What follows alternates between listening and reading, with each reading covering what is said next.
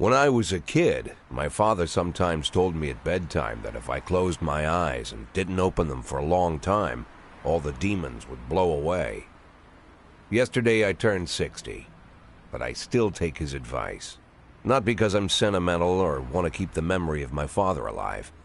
I just can't think of a better solution. To get away from all the demons that haunt Freeburg, I'd need to wear a blindfold 24/7. Plus, it's a good idea to act blind when talking to reporters. At least that's what my colleagues say. They're afraid of press conferences. But for me, it's more like a confessional. No matter what lies you tell, you're privately thinking the honest answers. It helps me remember who I am. The fact that I'll be reading all about it in the papers tomorrow is a small price to pay. Call it penance for the preacher.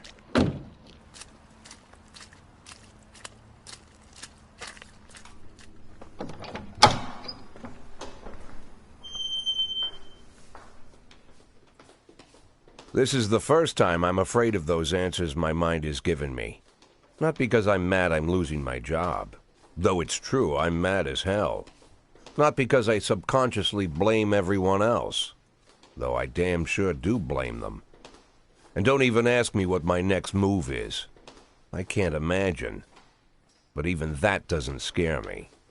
The worst thing is, I know I'm going to have to do something.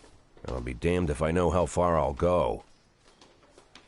I may have a lot of vices, but predictability isn't one of them.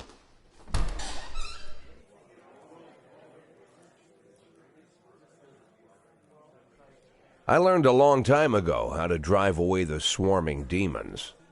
But what do you do when they're trying to rip your soul from your skin? Shutting my eyes tight as I can. The best solution remains the same: play blind.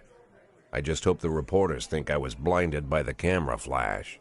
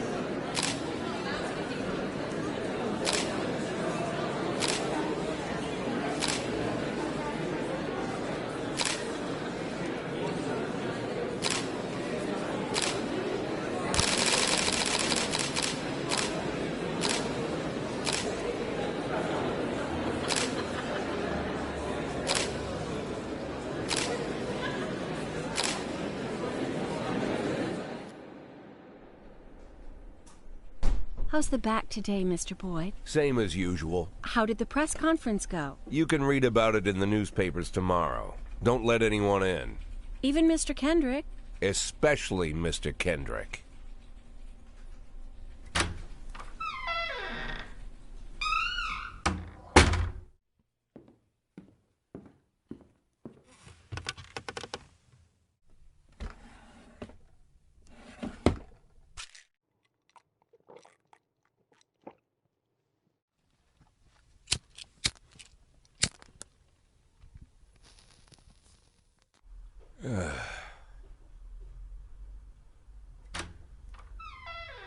As soon as I heard the door creak, I knew what face I'd see. When I tell Emma not to let anyone in, there's only one man it could be. Rude, arrogant, no warning. That's Mayor Rogers in a nutshell. White summer shoes, white socks, white shorts, white polo shirt, and the white smile of a hungry shark. Mayor Rogers enters every room like he owns the place. Even the floorboards under his feet sound like they're creaking an apology. He never shied away from the odd corruption scheme. It's like the devil walks behind him. In the movies, the villains controlling the city play golf with the judges. Rogers plays tennis with them instead. That's about the only difference. Jack, I was hoping to catch you after the press conference. You ran away so quick. There's no smoking at City Hall. No reason for me to hang around. Well, this morning I signed a ban on smoking in all public buildings. Soon you won't be able to smoke here either. Soon enough I won't be here at all. That's what I wanted to talk to you about. The people of this city like you, Jack. The police chief of all people. Don't betray that, Jack. Don't get wrapped up in any schemes. Sit nice and quiet for the next 180 days, and you'll be remembered as a hero. That's the only thing that you still have left. Be the hero. Then how am I supposed to scrape together a retirement fund? You had a million chances to secure a luxury pension, one that even I would have envied, although I've never set aside any money for myself. I'm not planning to retire anytime soon.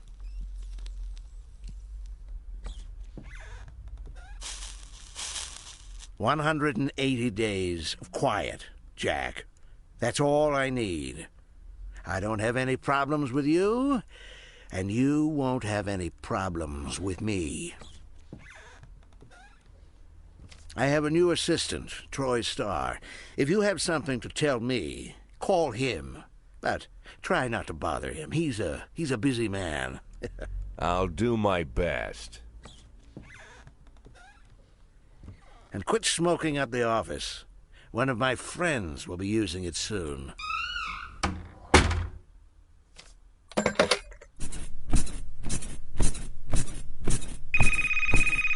Oh, I'm sorry, babe.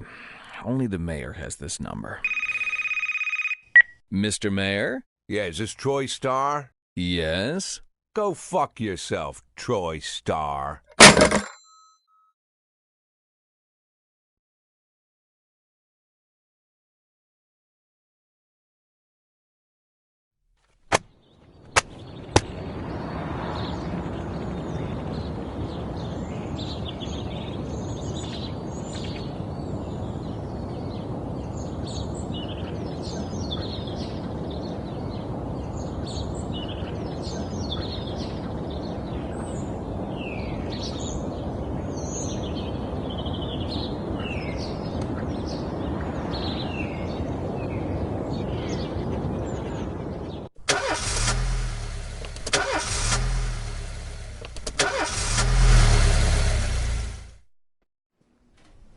Cops don't use the police station cafeteria anymore. There's some kind of stigma against sitting shoulder to shoulder with your partners. Everybody just takes snacks from the machines or grabs a meal and hammers it down in the corner like a vulture on a corpse. The main thing? Don't look into anyone's eyes. Could be construed as an invitation to sit together. The only people eating here are ghosts.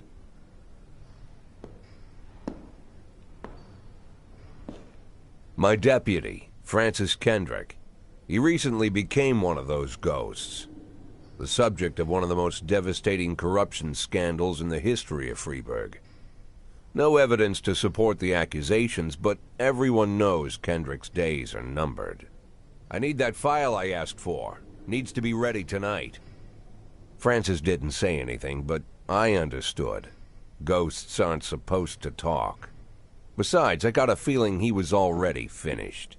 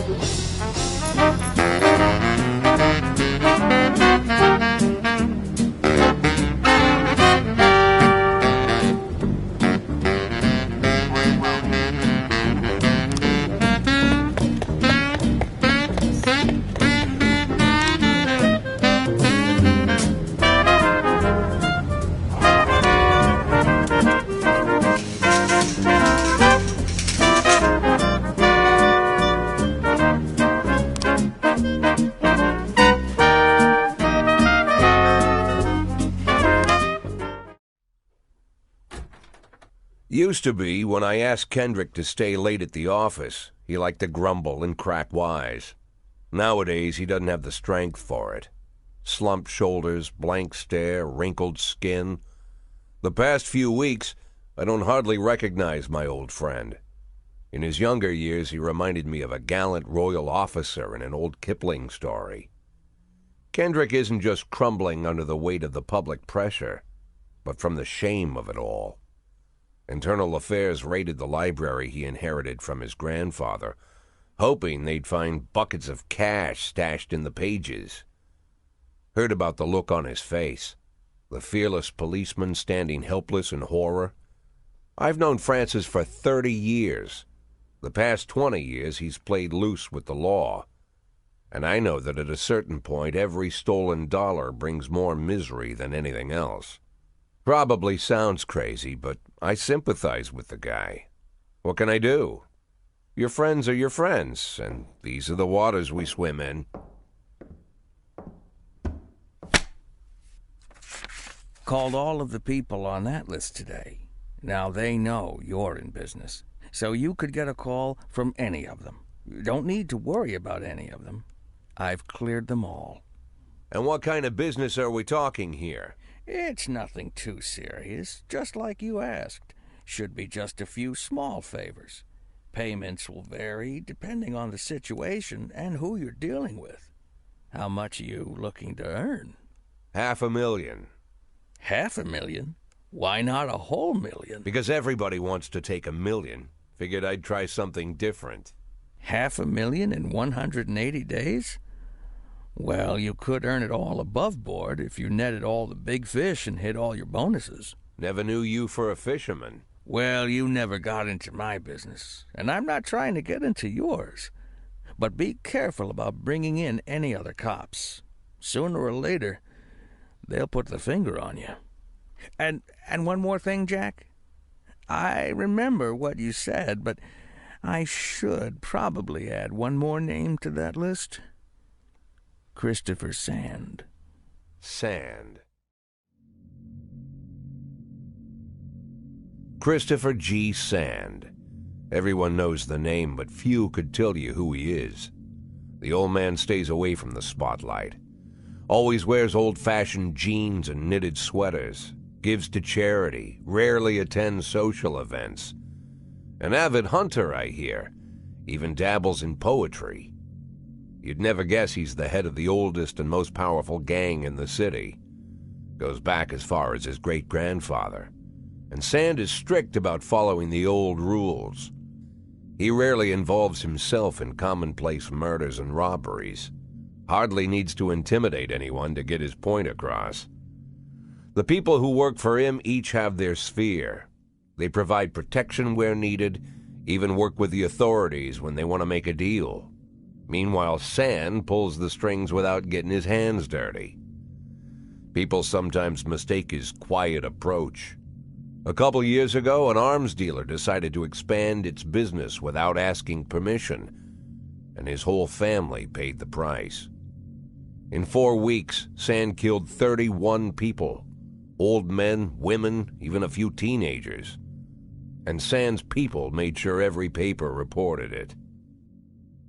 Frank, I don't want to hear you say that name again. Jack, please, listen to me. I'm in with these guys. We agreed, Frank. That's not the kind of business I'm into. I don't go there. Never have, never will.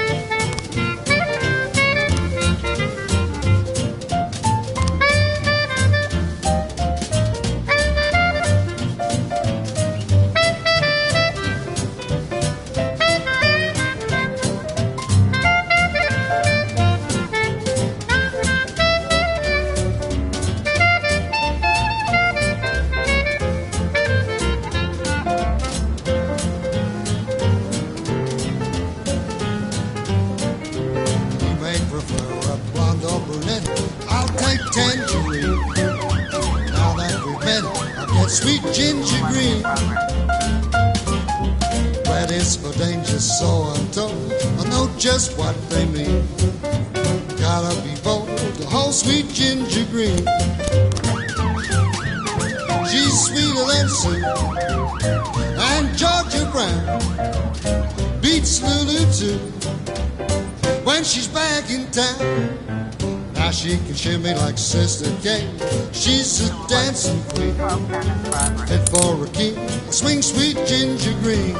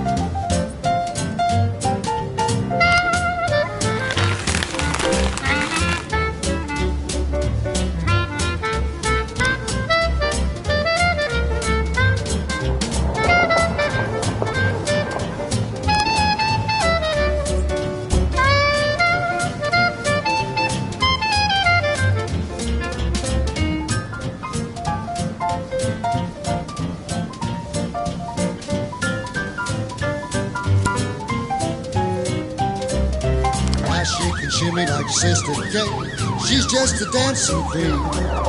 Fit for a king, swing sweet ginger, swing sweet ginger green.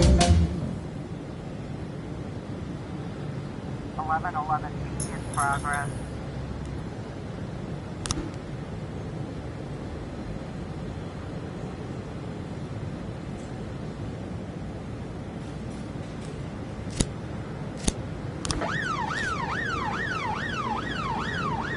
Or 11 in progress.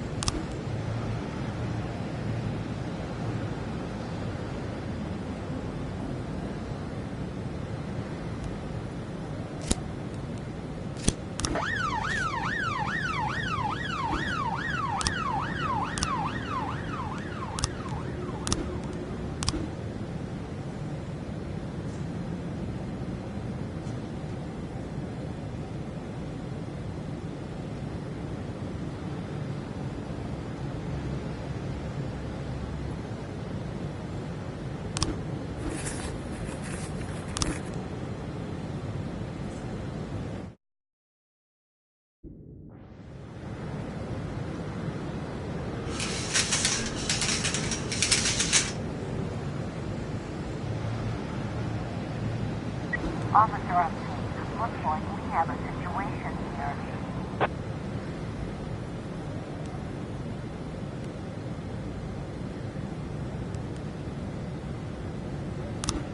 Eleven